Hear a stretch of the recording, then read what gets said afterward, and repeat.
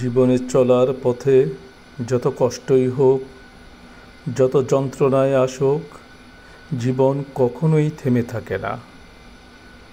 হাজারো কষ্ট, হাজারো যন্ত্রণার পথ পাড়ি দিয়ে জীবন তার নিজ গন্তব্যে পৌঁছাবেই। কারো জন্য অপেক্ষা করে শুধু সময়ের অপচয় করতে হয়। কেউ কারো পথ চেয়ে বসে থাকে না।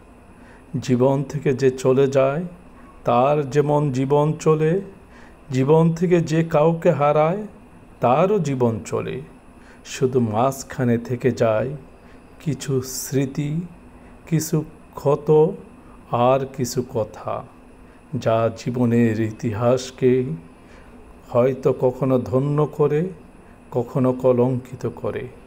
এভাবেই জীবন কেটে যায়, আমরা জীবনের আশায় বসে থাকি।